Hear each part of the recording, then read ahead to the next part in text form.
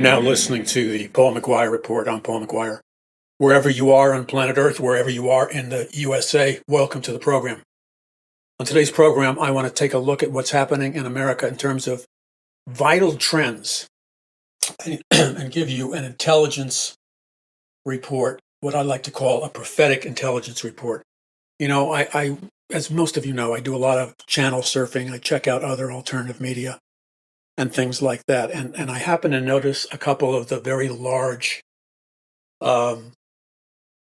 big alternative media people give commentary on various subjects. And as a general rule, I'm at least 50% or more happy with the fact that they're covering the topics that they're covering. So that's a good thing, because prior to alternative media, it was either dictatorial censorship or nothing.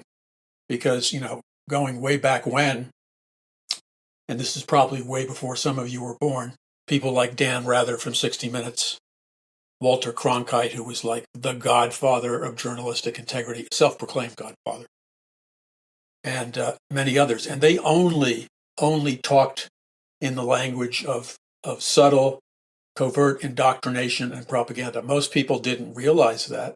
Most people didn't understand that, but that was true. They were the propagandists extraordinaire. And so I remember when I was a kid, and I don't know how old I was. Let's say, for the sake of recollection, I was about, I guess, 12 years old. 13 years old. And I remember watching CBS News. Now, back when I was 13 years old, I really didn't have a political point of view, except I was raised in a liberal household, so you could say I had a liberal political and social point of view. I certainly wasn't a conservative at all. I think I was opposed to conservatism simply because of my upbringing. And I remember watching, I know what it was on. Dan Rather was covering the revolutions going on in South Africa. And he painted the entire social revolutions and revolution that was going on in South Africa with Mandela and others as a great and wonderful thing. Now, remember, back then, I didn't know diddly squat. I mean, I was as clueless as many of your friends are today as adults. Think about the people that you and I talk to and interact with, that they are so, and I don't mean it as a put down, I really don't, but they're so dumbed down, they're so brainwashed, that they are literally clueless as to what's really going on in America and the world. So back then, at 13 years old, I was basically clueless. But, you know, I had that, and I wasn't a Christian at all, hated Christianity. But I had this intuitive sense of right and wrong, just and unjust, you know, like many of you do. And I remember watching Dan Rather cover this Mandela-led revolution in South Africa in glowing favoritism terms. And I remember being appalled. At 13 years old, I had this innate sense of, this is a bunch of you-know-what, that this is not what's really going on in South Africa. They're giving it a glowing ambience, you know, like what people can do now with their websites and stuff with artificial intelligence. It's a glowing report, and it's not an accurate and truthful report. Because you see, I knew enough from my father, who I guess you could say he was somewhat conservative among liberals, but he had an innate common sense in many respects. So he knew, for example, that communism didn't work, even though he might have been socialist in some of his beliefs, because in his own career, he was involved in various unions. But when it came to bigger philosophical pictures, you know, he imparted in me a certain amount of common sense. And so I was appalled by this report, and I was disgusted because I could tell they were lying. They were glossing over everything. They were making this communist revolution in South Africa a kind of euphoria plus, and that's not what was happening at all. People were being slaughtered in the streets. People were being killed. They would tie car tires around their necks and set the car tires ablaze. It was a brutal, bloody, and your typical brutal and bloody communist revolution. But remember, Dan Rather of 60 Minutes, CBS Network, Walter Cronkite, I believe, who was CBS Network, They were the cheerleaders for a world socialist state or a world communist state. Period. That's who they really were. And so I was so outraged by the injustice of the reporting and the propaganda nature of the reporting. So at 13 years old, nobody taught me how to do this. I didn't come from an activist family in any sense of the word. But I just, there was a fire in my bones, and I said, I can't take this. So living in New York City, I simply got out the phone book, looked up the offices of CBS News in Manhattan, and then placed a direct call into CBS News. And then what CBS News did is they gave you different choices what department you wanted to go to, what phone did you want to make ring.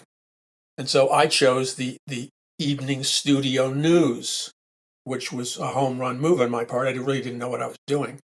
And so the next thing I know, I'm talking to the main producer or the second to the main producer of the network news.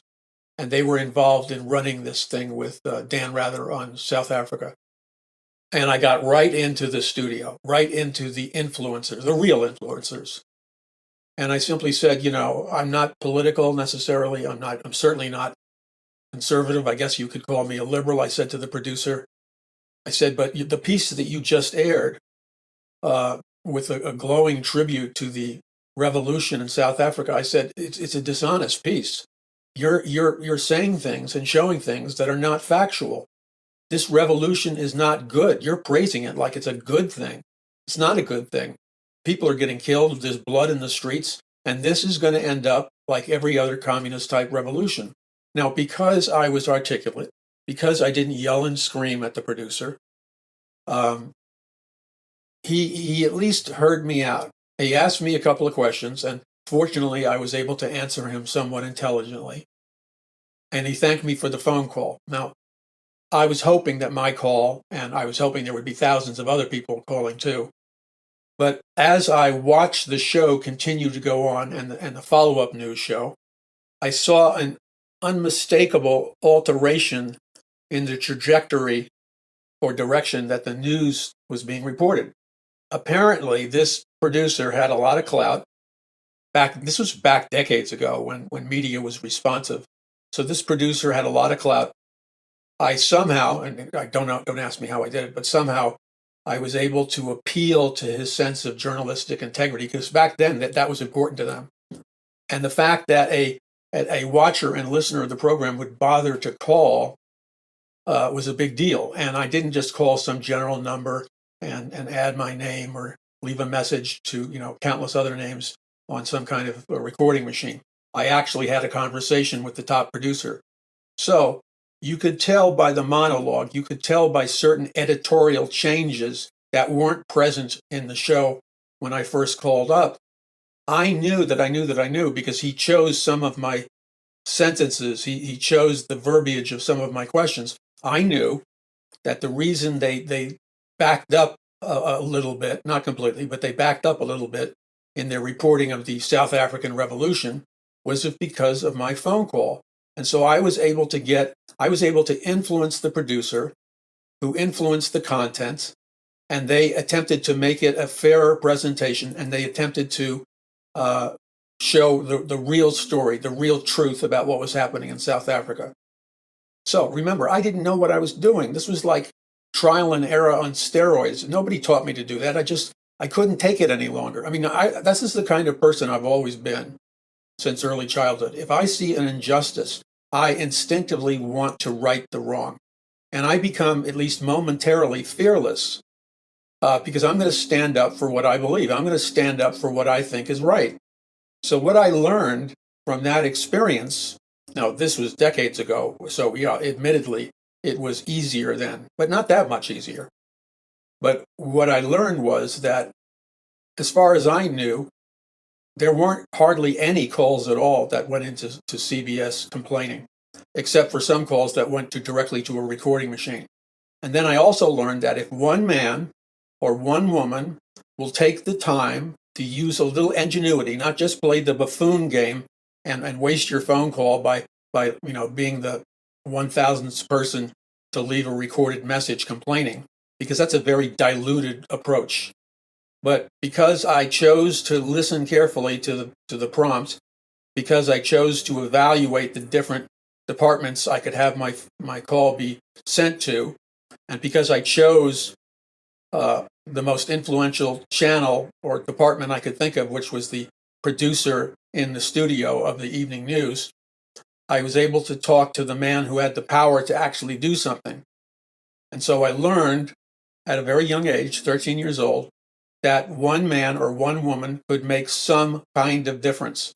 But the key is people need to stand up for what they believe and not be afraid. Now, I had, since that time, that I would call, that gave me courage. So beginning in my childhood, I would call and I would let my voice be known and I would make an influence. Nobody hired me. I didn't make a dime doing it. I didn't get anything. My name wasn't mentioned.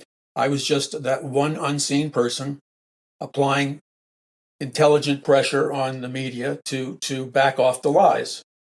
So what I'm saying is I learned that we have far more power than we think we have. And that number two is that we do have the power to influence and change the direction if we will make some kind of intelligent effort. And that's the key thing. What I also learned over the years, I learned this, that most people, no matter how outraged they are, the overwhelming majority of people never call, don't complain, don't allow their voices to be heard. They just hide in the shadows. And because they just choose to hide in the shadows, they simply perpetuate the evil that they say they despise. And I don't believe that you can be a true Christian and a truly person that makes a difference if you don't try. Hey, I've been yelled at by people in the media. I've done thousands of interviews on thousands and thousands of radio stations over the decades to promote and talk about my books. I remember, and then, the Christian radio programs, most of the time you would be treated respectfully, not all the time.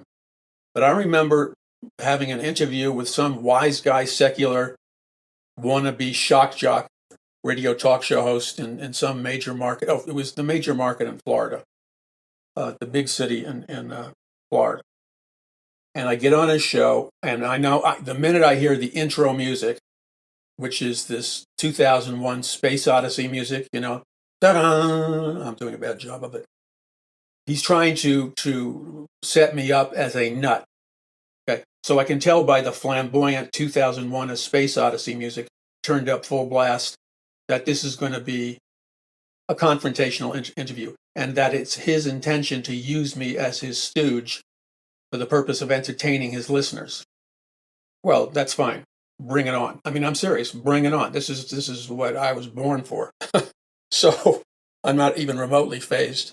So what happens is he goes into the attack mode, and I don't even remember the subject matter. All I know is I hosted and spoke. I was a featured speaker and the host of two major conferences for Pat Robertson. One was an expose on the New Age conference, and one was a Bible prophecy conference.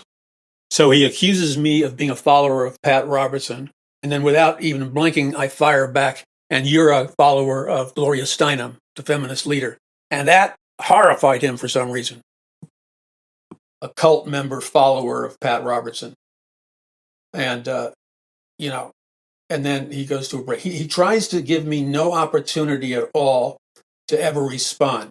He either goes to a break or what he does, and I've been on a lot of secular shows primarily, that if you sound intelligent at all, and if you in any way, shape, or form start to win or embarrass the host who's trying to discredit you, they will turn down your volume so the audience can't hear what you have to say, or they'll cut to a break. They'll do anything they can because they're not really very talented. They'll do everything they can to avoid having to deal with you. So he lobs the hand grenade of, you're a follower of Pat Robertson. And I forgot what I responded to him, but I cut that off real quick. So what I said to him essentially was, I didn't know where it came from, and I'm taking it out of context. It's more effective than it sounds now.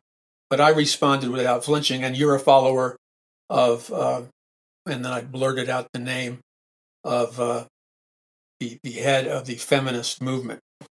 and he was disgraced. I didn't know I was hitting a home run with him. For some reason, this being accused of being a follower of this big-time feminist was highly embarrassing to him. I still don't know why.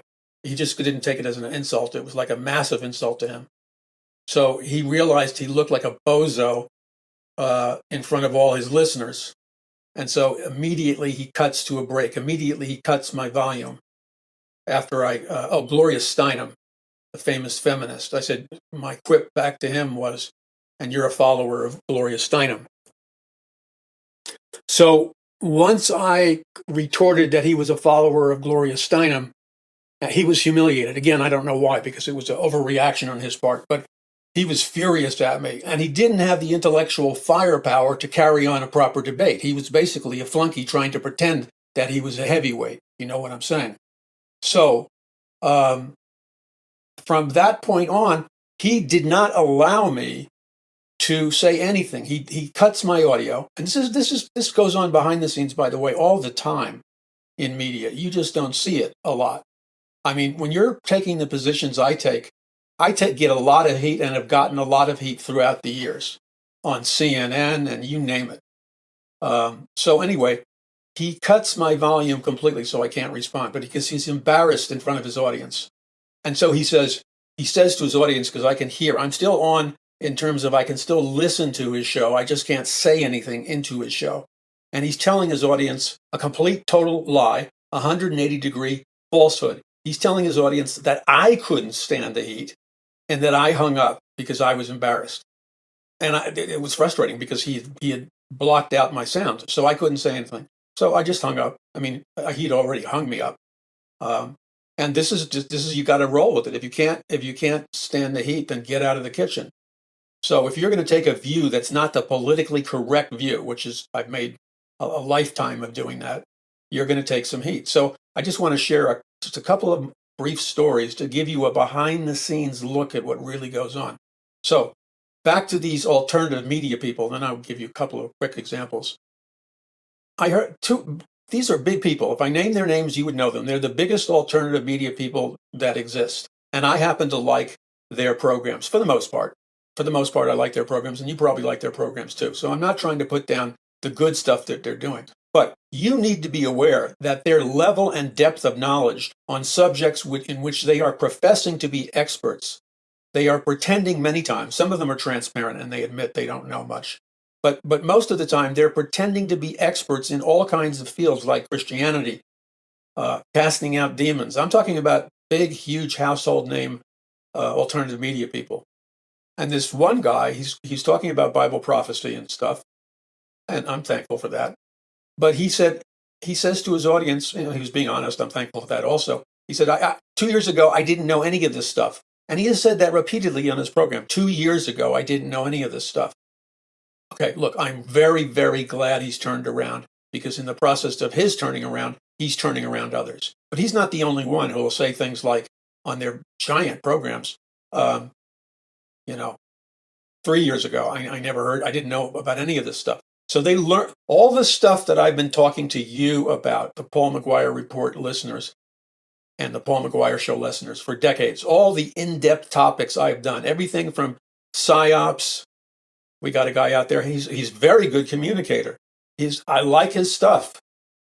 He's some questionable stuff in his background, but I don't know if that's true or it's just his enemies want to make him look bad. But he's very gifted, and I'm thankful for that. But a lot of these guys, I've been disclosing this kind of information and becoming an expert in this kind of information for decade after decade after decade. So I have decades of intensive study and research on these subjects, all kinds of subjects. And yet, what concerns me is there are a certain percentage of Christians, a certain percentage of conservatives, because they don't know any better, really, that they're relying on the person who has just encountered this truth 2 years ago, or they're relying on the expertise of someone who just encountered this truth 3 years ago to give them the expert opinion that they're looking for in terms of guidance and understanding. Well, hey, look, I'm happy that avenue is open, because it wasn't open years ago. But the fact of the matter is, I've been doing this for decades, And my knowledge level and my understanding level, and this is not bragging, but you see, I have to, if I do not qualify myself, then I do you a disservice, because maybe you don't want to hear it, or maybe you've heard it before. But the fact of the matter is that there are many people who I call drive-bys who will sample this program on video or audio or whatever, and they may never have heard of me. And they're going to listen to me, and most of the time they say, this guy's reasonably intelligent, I'm going to listen to him. But then they're always going to want to know what, and when I meet these people in person, they always ask me, what are your credentials? What qualifies you to say what you're saying? And if I don't meet them in public or a conference or a media event or whatever, and if I don't firsthand encounter those questions, then over the years I've learned that, believe me, that this is very important to a huge percentage of the listening audience. They want to know, what are your qualifications? What qualifies you to speak or be an authority on this subject or that subject? And I have tons of qualifications that go back more than 2 years or 3 years. I'm a doctor or a professor of eschatology, Bible prophecy. I'm a doctor or professor of ecclesiology, the study of the church, from my leading seminary and Christian college.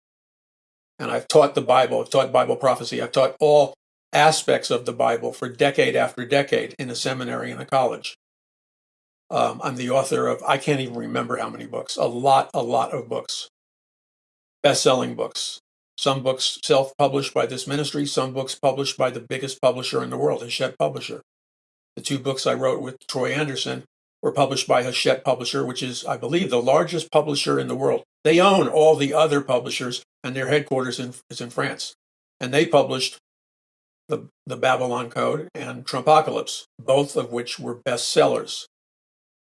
So, I could go on and on. I was a frequent commentator on Fox News Network, CNN, History Channel, Gaia, and all these other media outlets. So I could go on and on and on about my qualifications. I'm qualified. Okay, I've been doing this, and I have experience. I've been doing this kind of analysis for many decades. So combined, it's important. You may find it repetitive that I say this, but if I do not say it, then I do you and the audience a disservice, because there exists a significant percentage of the audience, especially among those who have never heard me before and know little about me, that they're not going to listen to one thing more that I have to say if I don't come up relatively often with a listing of my credentials, experience, and qualifications. Now, if somebody's a superstar, like on a massive level, like Tucker Carlson or Russell Brand or many others, Joe Rogan, they don't demand of the superstar, super celebrity types. They don't demand the same level of accountability, the same level of expertise. Those guys, because their audiences are like in the neighborhood of 1 million watchers or listeners, they inherit a kind of mystical qualification where nobody really asks them what their qualifications are or what entitles them to be an expert in any given subject. Their fame can be traded and is traded in the public marketplace. If you're famous enough, those rules don't apply. Okay, so it's not enough. I have millions of people that I've influenced, and this ministry has influenced millions. But that is just a drop in the bucket when you compare it to Tucker Carlson, Russell Brand, and Joe Rogan and people like that, because they're like millions and millions and millions and millions of people listening. Okay, so, and again, this is not a put down. I'm very happy that they're doing what they're doing, but the knowledge base that they possess is somewhat shallow. They're not really experts, and when they give their opinion, I thank God that they're as right as often as they are right. But when they give their opinion, they're sometimes wrong, and it's because of a lack of depth and a lack of expertise and a lack of knowledge about the subject that they're talking about. So, something to consider. Now, what we have to understand is that when I keep throwing out this term, we're in a battle for the hearts and minds of mankind in the history of the world. The greatest battle, the title of one of my books. The greatest battle for the hearts and minds of mankind in the history of the world. This is important. I was discussing this on Doug Hagman's program, which I've been on a number of times. You can go to paulmcguire.us, and there are direct links to the interviews I forgot how many hours, quite a number of hours of interviews that Doug Hagman of the Hagman Report recently did with me. And we covered this subject. In fact, he was on fire about this subject. And you can listen to it at paulmcguire.us. We have links to it. But the competition for people's attention, PSYOPs, psychological operations, how to recognize a PSYOP, and things of that nature are essential so that you're not deceived, not diverted, not deluded, because the purpose of PSYOPs is to take your mind a prisoner through skillful psychological lying and distortion. That's what PSYOPs is. I've been talking about PSYOPs for 30 years publicly. Look, I'm thrilled that all these people, Johnny-come-latelys, are talking about it. It's a good thing that they're talking about it. The more, the merrier. But I've been talking about it for 30 years. I'm not just acquainted with the subject. I'm an expert in the subject, as I am in a number of subjects. Not every subject, but in a number of subjects. And the only reason I'm even wasting your time in regurgitating this to you is that there's a certain percentage of the audience that will not continue to listen to me unless I spend the time to establish my credibility. Now, I was never big on that, by the way, just so you know. I was never big on that long before social media. In fact, when I first published my first book, or when a publisher published my first book, I was shocked as I spoke at these conferences and the Religious Broadcasting Convention and other churches and stuff. I was shocked by how many men especially, and women, would come up to me after I spoke. And the first thing out of their mouth would be, well, what are your qualifications to speak on the New Age or to speak on Bible prophecy or to speak on things like the end of the world? I would get this remark front and center over and over again. What are your qualifications? What makes you qualified? Da, da, da, da. And you see, that would not have been important to me. That's not a question that I would ask. Because the way I approach it is, I listen and watch the person giving their message. And in a relatively short period of time, maybe I'm like you, I can size up from my basic perception whether or not a person is truly educated on any given subject and whether or not a person is truly qualified to speak on any given subject. In other words, it may be somewhat arbitrary, but I evaluate for myself. Maybe it's because I do so much reading. I don't know. I'm usually accurate. But not everybody works that way. So, the Bible teaches us to study how to approach all men and women with the gospel.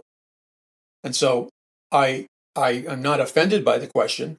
I have made the answer as concise as possible because I could go on for a long period of time naming my qualifications. But they want to know whether they can trust me intellectually and knowledge-wise. They want to know whether or not they can trust me and whether my opinion or my analysis of something is valid. And that's why, if you're going to play this game, and in many ways it is a game, if you're going to play this game, you have to repetitively communicate this message to your audience. Because if you don't, other people like trolls and social media weirdos and stuff that have nothing to do will attack you and demean you and lie about you. So you've got to put forth your credentials, okay? And so forgive me if you've heard it before, but I would not be able to do what I'm doing if I did not spend the time in presenting my credentials. Now, back to the fact, I never did like doing this because it's not how I would have done it. I would never go up to people and ask them, what are your credentials? I size them up, or I look at the back of their book, or I look at something, a bio on them, and I get a general feel about whether this person's qualified or not to speak or to address a particular subject. So, different strokes for different folks. In any case, you're listening to the Paul McGUIRE Report. We'll be back in a moment, and I want to give you some inside stories that I've never told before, by the way, of what goes on in the media. Because I've been on, I'm not bragging, fact, I've been on the biggest shows in cable news networks during the golden era, which is over for cable news. The golden era was like 20 years ago, approximately. So when I was on CNN or Fox Business Channel or the History Channel or all these other heavy-hitting networks during cable news networks' golden era, they had, one appearance, you'd have 6 million actual listeners or 6 million actual viewers. It's in the hundreds of thousands of now for many of the shows on Fox. When I was on Fox, I'd be doing it like O'Reilly, 6 million viewers. So it was heavy hitting times. So I'm going to tell you a little bit of the inside story, and it'll help you understand the media game and how it's being played, how they are trying to play you. This is Paul McGUIRE. Visit paulmcguire.us. You are now listening to the Paul McGUIRE Report. Okay, back in time, I'm going to give you some like behind the scenes things that happened to me in the major media that I've never talked about. And I'm very careful about how I talk about it. So so many things happened. And they were usually the result of, I have an intention and purpose in my heart and head of what I'm going to say. I have an agenda in the sense that I want to advance certain values. I want to advance a biblical worldview. And that, I'm not afraid to go against the tide. So I remember being invited to CNN. I've been on CNN back then in the golden days many times. So a limo picked me up, took me to the giant office building that with CNN on top of it, and this was the giant Hollywood West Coast studios of CNN. And of course, back then I don't know how it is now, but back then CNN's main studios were all in Atlanta, Georgia. So anyway, I was on CNN as a guest expert, and this was back in the days of the whole gay rights thing in California and stuff. So I was a well-known, nationally syndicated radio talk show host who was known for being a conservative, but known for being fair and articulate. So I was invited on CNN, and so I'm walking down the hallway towards the green room. The green room is the room where the guests are usually. And on the right, I can see these giant doors, and I'm looking into this massive, massive television studio, and it turns out it's Larry King's studio before when Larry King was still alive. And Larry King's studio was like almost an entire floor of the massive CNN West Coast headquarters. And his studio was palatial. In any case, the studio I went to was the studio next to Larry King, an impressive studio because it handled the hot news on a national and international level. And so I was going to debate debate a gay liberal radio talk show host. I don't remember what the topic was. It wasn't strictly gay rights or something like that. But the gay radio talk show host from San Francisco, I was from Los Angeles. And so they had us on. So as I'm walking towards the doorway to the entrance of the green room, I open the door to the green room, and there's still another hallway I've got to walk down before I actually enter the green room. And I can hear this gay radio, and that's how he describes himself, by the way. So I can hear this gay radio talk show host talking to his friend, and they know that a conservative radio talk show host is coming to debate them. That's me. I haven't shown my face yet, but I can hear them talk, and they're talking in such a way that it appears to me they're kind of trying to bait me. Okay, so they're using every profanity, every vulgar word under the sun, and every gay slur and gay word, under the sun, in an attempt to shock me and stuff like that. Well, none of this shocks me because I grew up in New York City, which is like, it's an experience in and of itself. So I walk in the room, and they're expecting me to react to their, baiting measures. And I just act calm, and I'm friendly, and I'm not overly friendly, and I'm not cold and distant. I don't telegraph to them that I'm shocked in any way by what they're saying. And I don't say something stupid like, can you please excuse me? I'm a Christian, and, it is offensive to me in my faith for you to curse. Look, that might have worked in the 1950s. Okay, but that hasn't worked in many decades, and it certainly didn't work then, and it certainly doesn't work now. Nobody cares. So I don't think there's that many Christians around that still adopt that tragically flawed strategy. And you don't appeal to somebody who is apparently not sympathetic at all to your moral concerns. You don't, you're trying to win the greatest battle in the world for hearts and minds of mankind. So you've got to be strategic. And in the process of being strategic, you've got to be effective. And so if you know somebody's trying to bait you over your morals, you don't allow yourself to be played. If I could just criticize the approach that still, and even in today's world, is lesser and lesser, but even in today's world, there are a lot of Christians and moral people and conservatives, and I'm not saying you do, and this is definitely not an intention on my part to suggest that Christians are the only ones that are moral, because we all know that isn't true. So what it is an attempt to simply face reality. And I've met many moral gay people, many moral atheists, and you may not have a problem with that, but that's your problem. That's a whole different discussion. And don't mistake my perception as a retreat from what I believe, because it's not. You're in the world and not of it. You can't go around spending your life acting shocked and offended. And you know what? If the fact of the matter is, the culture that we live in is so explicit, is so in your face, that it's hard for me to imagine, unless you're living in an igloo like an Eskimo somewhere, it's hard for me to imagine that anyone has not been exposed to everything that is coming at us in our culture. So the days of being put off and shocked and trying to get sympathy out of that, it's over. It's a bad strategy. It doesn't work. It's guaranteed to fail. So I didn't obviously employ a strategy which I believed would have been a disaster.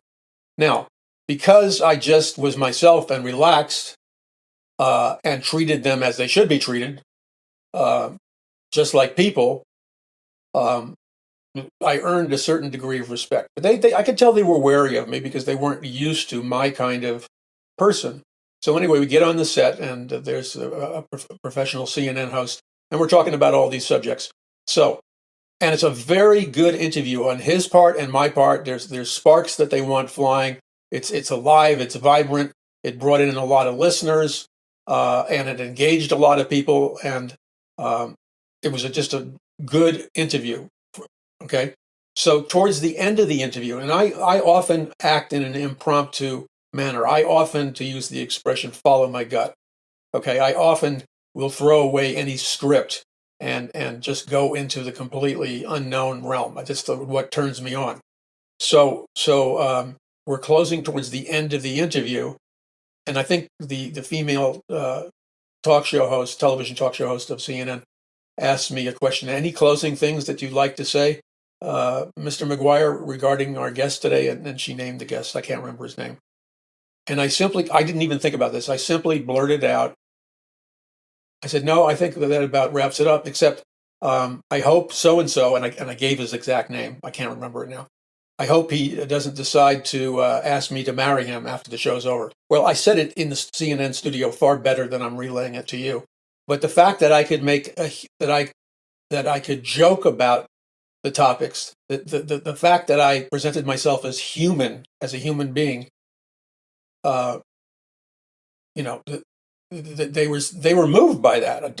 Probably because there were a lot of Christians who came through the door that were very self-righteous, and I wasn't selling out my belief system. I don't do that ever, but I do appraise the situation, and I try to speak in the language of the people that I'm speaking to, which is what the Apostle Paul told us to do. When in Rome, do as the Romans do. That's not a blanket endorsement of sin. It's like, get real, be tangible. So when I made the comment about, I hope he doesn't ask me to marry him, all the producers, the staff, the host, and even the gay talk shows, they were all laughing uproariously. And then the countenance of the female, she was a big name talk show host. I can't remember her name. The countenance of the female CNN talk show host it changed. All of a sudden, she had this uncanny respect for me because I wasn't the stereotypical pedantic, banging the tambourine, super, I'm holier than thou type. Okay, you understand? So that's I guess what I'm saying is, when you're in an environment which could be potentially hostile, don't allow yourself to be played. But further than that, don't play some kind of game which doesn't work. I study all this stuff, okay? And I didn't allow myself to be played, but more importantly, I invented my own game. And that's what I'm trying to encourage you to do. Invent your own game, if you can do it. If you can't do that, then do something that you're comfortable in doing. So the joke alleviated a lot of tension in the air.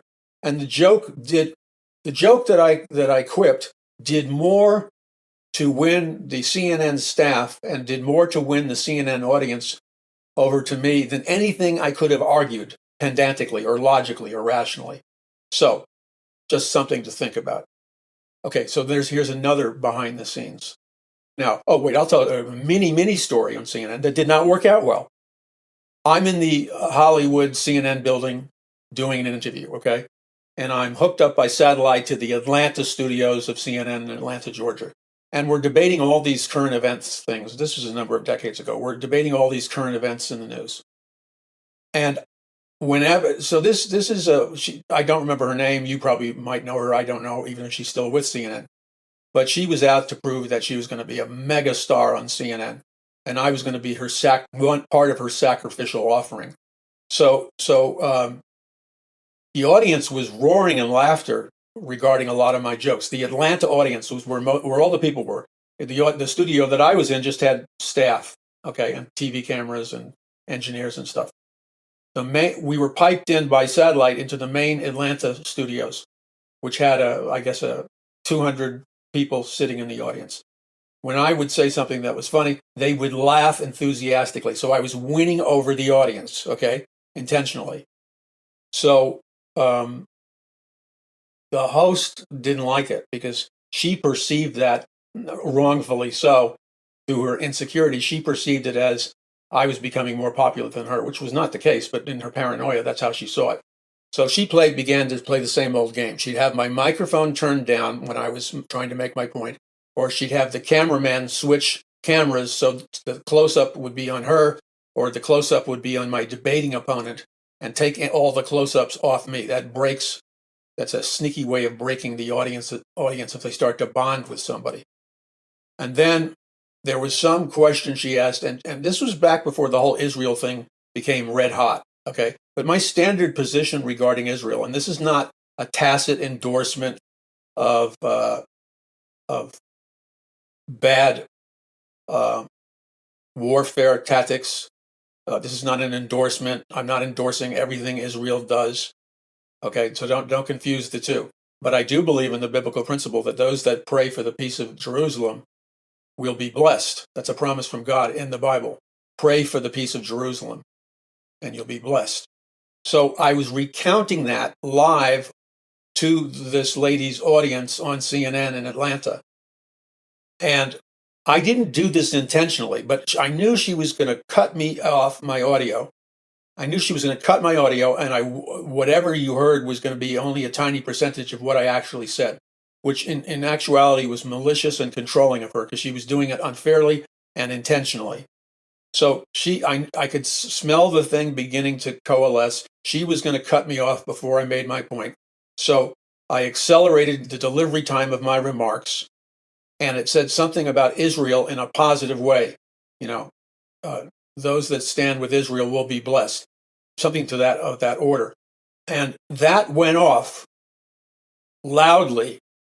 Me saying Israel will be blessed, or those that bless Israel will be blessed, that went off like a sonic boom, reverberating in the CNN Atlanta studios, which just drove this female CNN host crazy. So, because what I was trying to do is slip it in under the wire, slip it in before she shut me down, because she was intending to shut me down. And I knew I couldn't make any headway. Being polite, there's a time for being polite, not when you're being run over with a Mack truck. That's not the time to be polite. So we go to a commercial break. And I think while we're in the commercial break, she's talking to me through my earpiece, rebuking me for continuing to speak. Of course, I do what you always do in the media if you want to survive. I'm sorry, it's funny though. I profusely apologize. You have to apologize, or that's it. You disappear. You won't even be on camera anymore.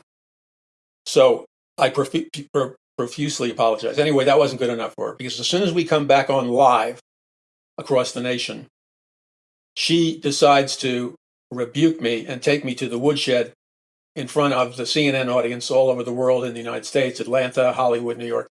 Everybody's watching. And she decides to rebuke me. And she said something snarly like, "Now, if you expect to be back as a guest, Mr. McGuire, we have certain rules, as you know, that we expect our guests to abide by. Yeah, and so I do what any talk show host sometimes has to do in order to survive. I go along with it, even though I'm choking. I go along with it because I figure it's better to go along with it now and win a bigger prize later. So I would consider that not a win because she's manipulating it. So there's no way I had an opportunity to win. I'll tell you one more story of the media. I could tell outrageous stories. These are just little hors d'oeuvre stories. Okay, one more story of behind the scenes in the media with McGUIRE. This was one. Actually, there's another story I'm tempted to tell too, but I won't tell. Well, I'll just briefly touch on the other story. After my first appearance on Fox, I became like electric, red hot. Every producer wanted to book me for everybody's show, and I was like immensely popular because not just because I was being myself. Okay, so again, this time I'm debating another super liberal radio talk show host from San Francisco, and he's this guy. This guy goes for blood, and because I had just started Fox and CNN and all that stuff, I made the mistake of resting on my laurels to whatever degree, and I just went to debate him using my normal debating skills, which are very good. But he was very good. Okay, so we battled it out, and but the mistake that I made was I should have looked him up on Fox and looked at the way he did interviews. I should have watched videos of his interview style, at least one interview debate that he had done.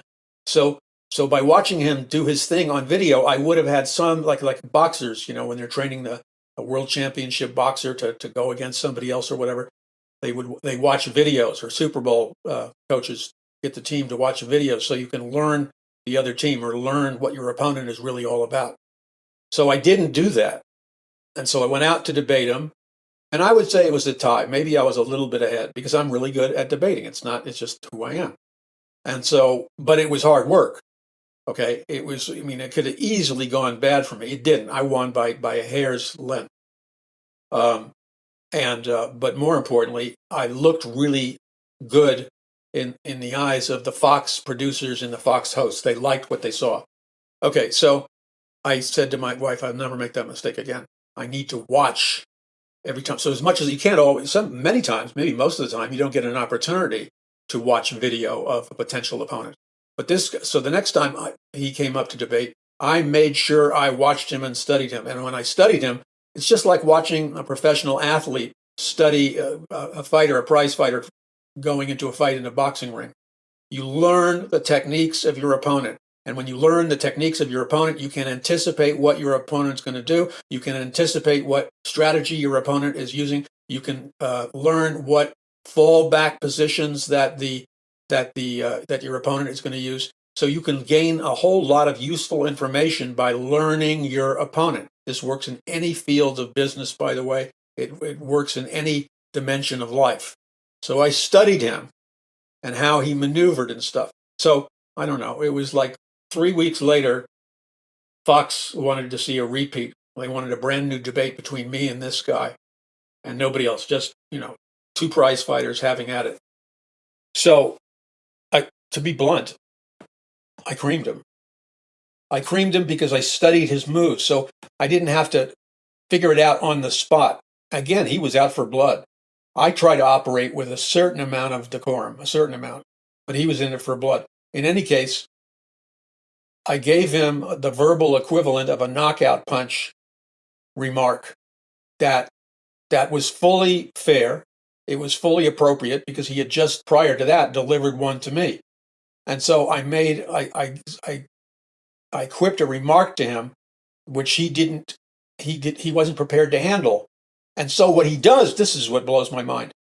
Because by the grace of God, and you know what? Don't get all holier than thou and religious on me, because in that time period, the big news networks like CNN and Fox News Network, etc., they wanted what I called back then the verbal gladiator show. They wanted the radio talk show hosts to stir up all kinds of controversy, and in the process, all kinds of truth flowed out of those arguments that normally is being hidden from the American people. Now the owners of the media want more dumbed down, quiet, passive, no aggressive debate, and of course no steady flow of truth coming out of the debates. They don't even have debates anymore. They just bore you to death. So I gave this guy a remark which essentially dismantled his argument. So what he does is he is so furious at me. He's exaggerating in his mind. He is so embarrassed. And if you're a professional, you don't take yourself so seriously. Big deal. I lost a part of the debate. You don't become embarrassed. You control yourself. But he didn't control. He became embarrassed. He became enraged at me on camera while the camera is close up on him because he's very in this mode of losing control of his personality. The Fox producers decided he was very entertaining to the audience. So they zoom in on his face while he's going through all these massive changes in his personality.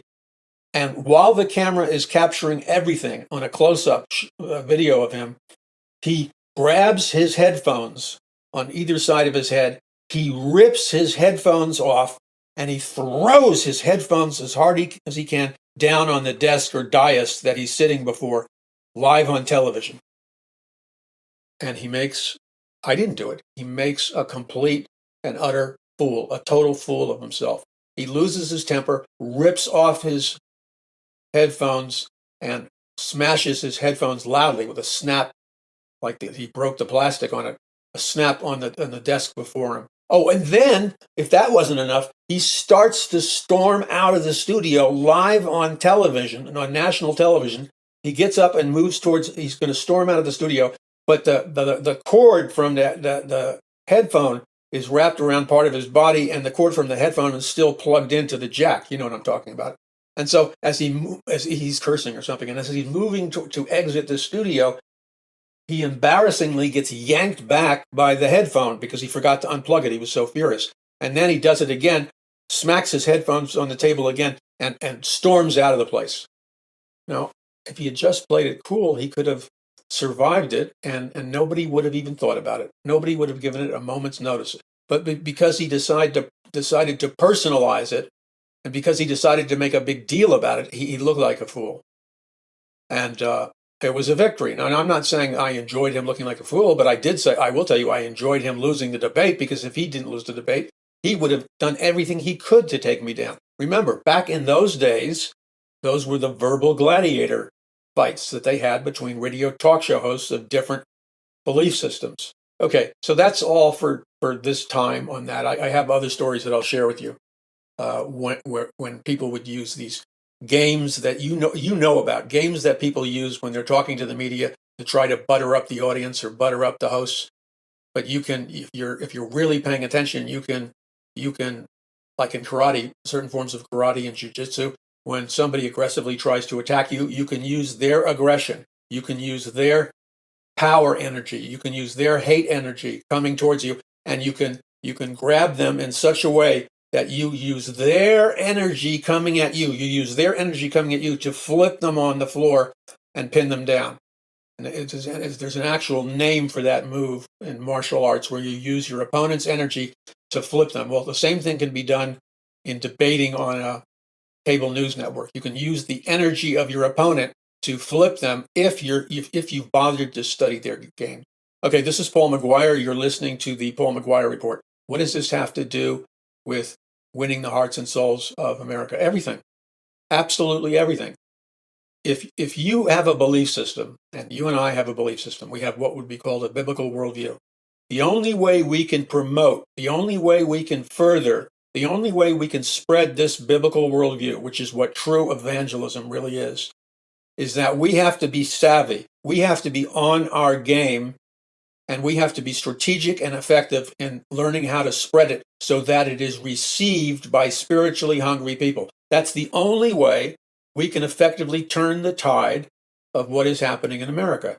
So this may be, I think most of you understand what I'm trying to point out. There's going to be some people who are going to find what I'm talking about a little bit problematic. But I would suggest to you is that you've got to raise the bar of your understanding. You've got to transcend that little bit problematic stuff. If you're going to be an effective person in winning people for Christ, in promoting a biblical worldview, if you're going to speak words that actually reach people, you're going to have to speak in the language and the style that the people are accustomed to. This is how we are effective and strategic in this great spiritual battle for the hearts and minds of mankind. Yes, absolutely. Prayer, intercessory prayer, is the prerequisite requirement, the anointing of the Holy Spirit. But in any arena of conflict, such as media or whatever it is, when we're in an arena of conflict, it is incumbent upon us that we need to study up our game. We need to grow our game, and we need to be savvy, and we need to be strategic, and we need to know how to hit the bullseye. To the degree that we can do that effectively is to the degree that we will effectively change the spiritual, moral, economic, political, social, cultural agenda of America. And we must do that, because if we don't do that, by the way, we're going to lose America forever. America will become something that many of you have a great deal of difficulty comprehending. America will become a digital, electronic totalitarian state, worse than anything you could possibly imagine.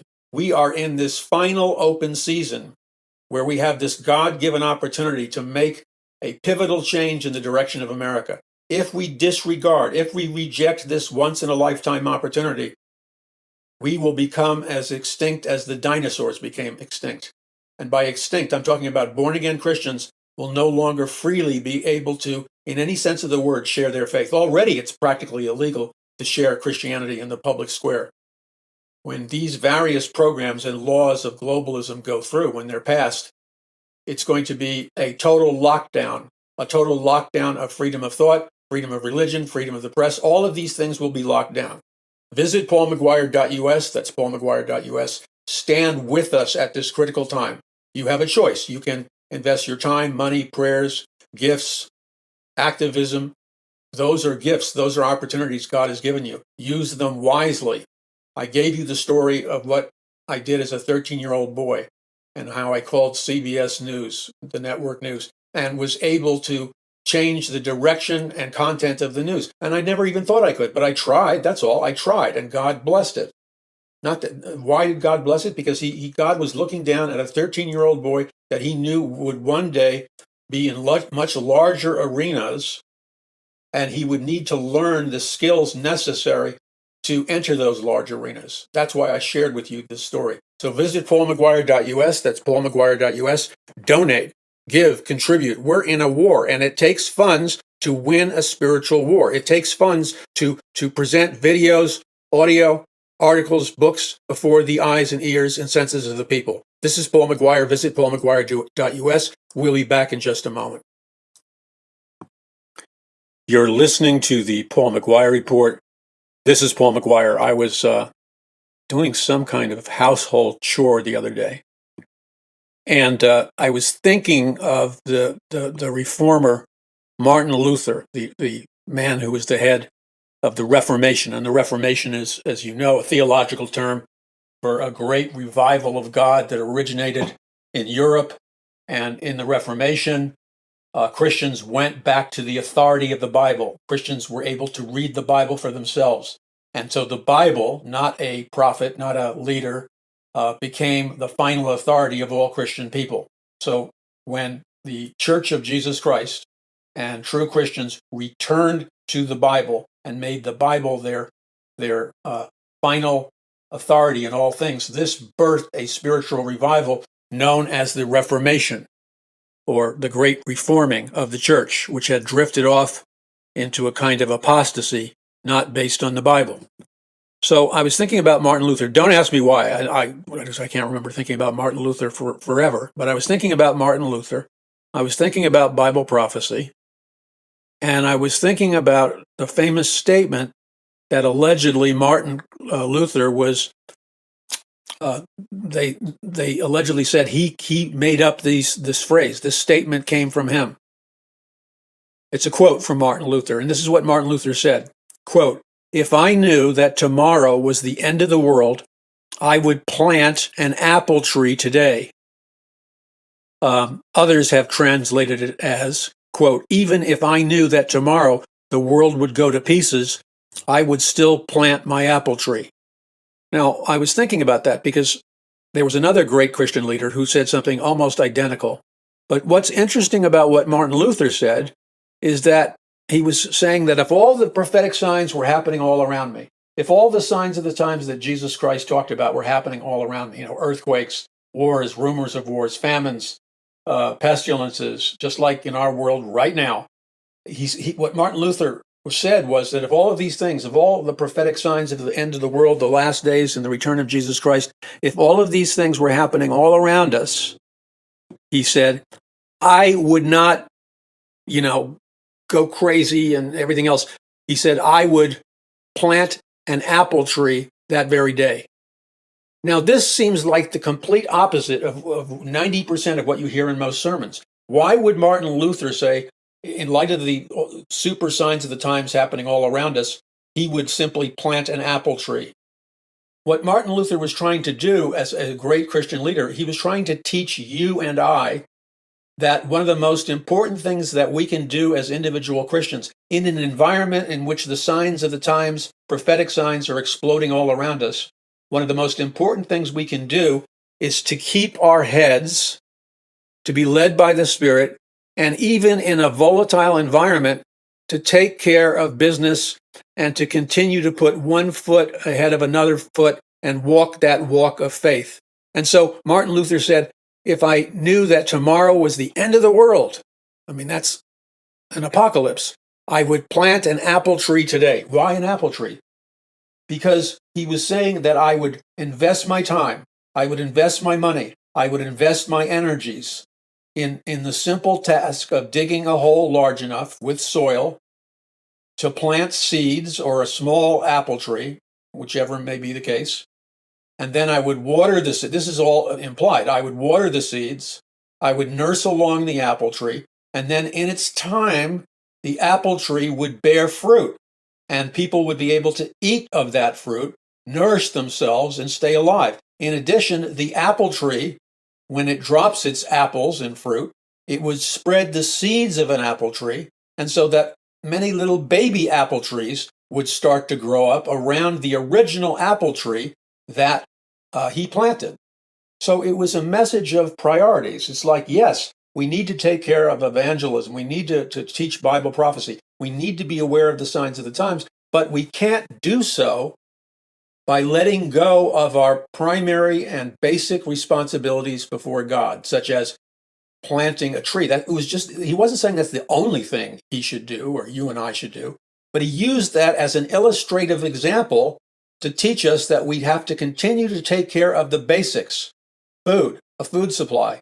The apple represents a food supply. The apple tree represents tomorrow. You plant an apple tree today with the seeds and water it and nourish it, and it will grow into a larger apple tree. It will give birth to other apple trees, and it will provide a means of nourishment, apples for people. So by planting a tree, you're doing what you can to perpetuate and promote living, life, existence, and survival. And whether it's the end of the world or the end of the world is 10 years from now or 20 years from now or 100 years from now, you're supposed to be doing something in between that time and this time. Now, I was pondering that and praying to the Lord, and the thought occurred to me. I often use the scripture verse, occupy until I come. When Jesus Christ says, occupy until I come, he means just that we are to occupy spiritually. We are to exercise rulership spiritually, the land that he's given us, until he returns, until he comes. We're not to abandon our responsibilities. We're to maintain our responsibilities. We're to exercise our spiritual authority and rulership and occupy the land and occupy the illegal rulership of the devil and the demons. We're to occupy the land until he comes. We're not to be apathetic. We're not to let the world go to hell in a handbasket. So when we really think about what Martin Luther was trying to teach us, we see that these concepts are parallel truths. What Martin Luther was saying by planting an apple tree, even if the end of the world was going to come the following day, planting an apple tree is an act of occupying the land. You plant an apple tree because you have a vision for the future. You stop planting apple trees when you no longer have a vision for the future. What I would suggest to you is that Christians and believers in Jesus Christ at this time in history, with all the prophetic signs of the times, we must continue to plant the seeds of the apple trees in our life. We must continue to plan for the future. We must continue to prepare for the future. We must continue to do what is necessary to keep life going for years, for decades after, because only the Lord God knows when he's going to return. It's a basic act of obedience that Martin Luther was trying to teach us. Okay, now, another thing is that we need to be knowledgeable, and I say this continually. That's why I've written the books that I've written.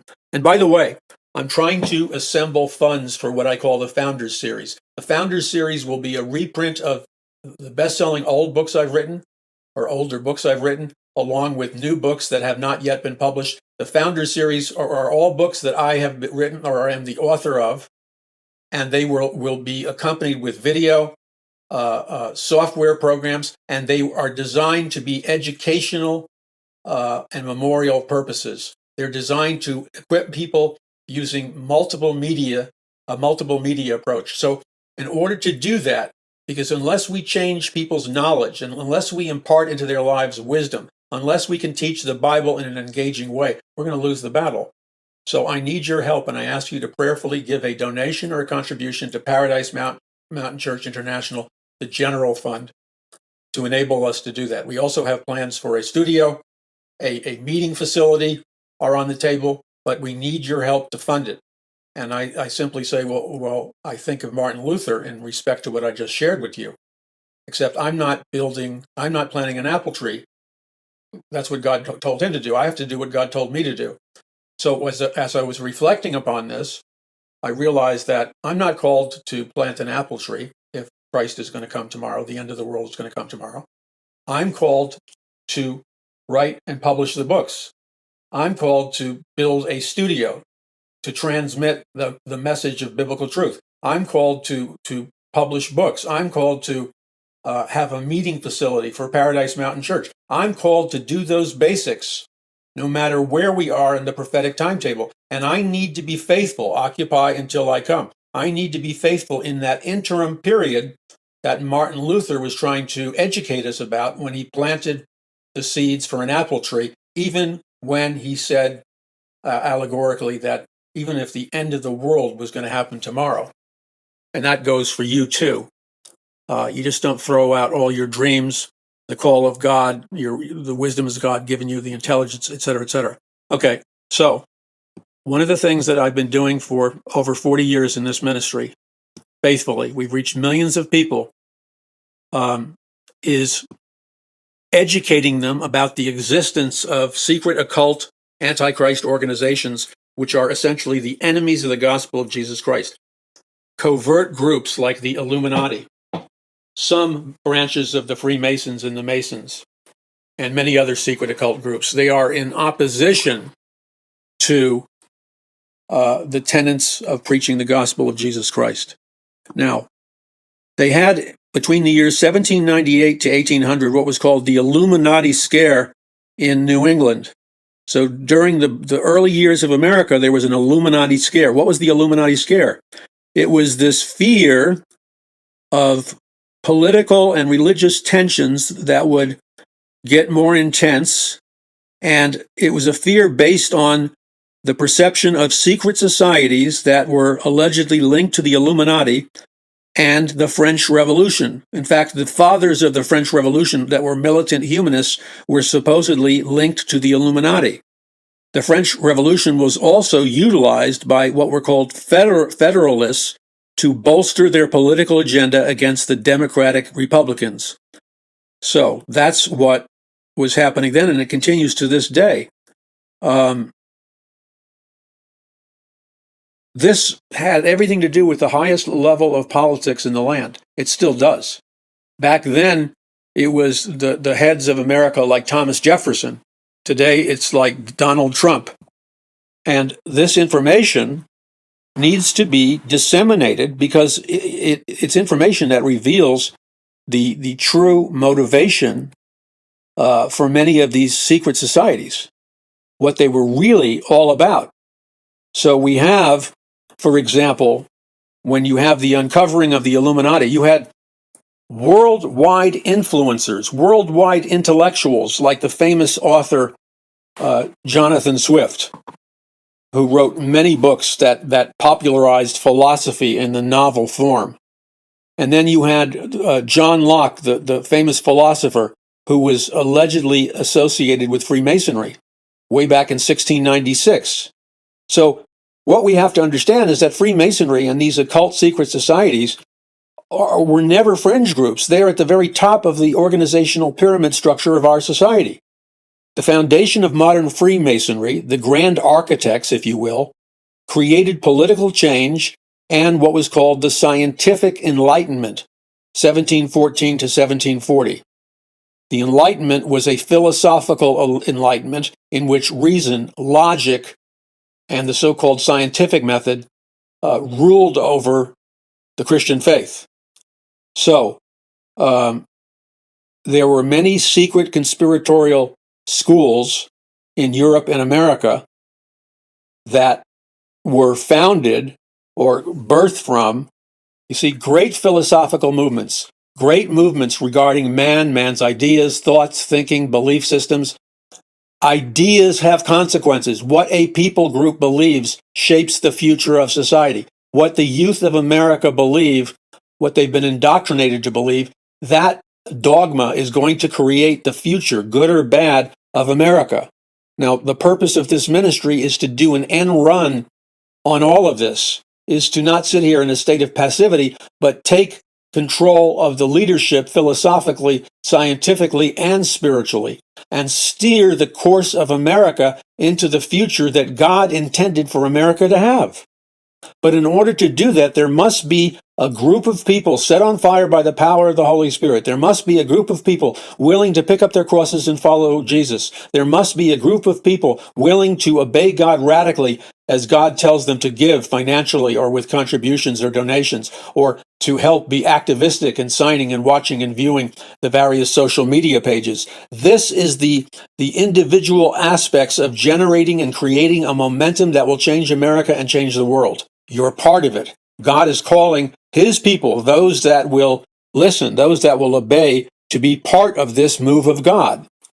Now, the militant secular humanism of the European Renaissance, what was called the scientific revolution of the period, and the pre-Enlightenment sparks of what they called free thinking, projected an image of energy and optimism in the 17th century's Europe. And this connected itself philosophically to the deep impact of Charles Darwin's evolutionary theory. So you have famous books and pamphlets such as the Rosicrucian. This was the secret occult society that led to the formation of the Illuminati. The Rosicrucian vision was called, quote, the universal reformation of mankind, on Freemasons and on how Adam Weishaupt, he was the founder of the Illuminati, he participated in this. So you had all these thinkers, these philosophers, these movers and shakers in France, in England, and Germany, and the United States. They were envisioning a new world order. And to a large degree, they created a new world order, apparently out of the ideas of men and women. Now, what they didn't anticipate is that the seeds of destruction were already planted in this movement towards a new world order. And that began with what could be called the radical Enlightenment. That's where that led to the French Revolution, where the naked goddess of reason or goddess of logic would ride naked and topless on a horseback throughout the streets of Paris. So this was a philosophical, theological revolution, and it changed the very nature and scope of society. So this is happening in our time. It's happening with the names of different movements. Many of them are largely the same movements, but they just have a new name, a new branding, if you will, like the World Economic Forum, the Great Reset, or whatever.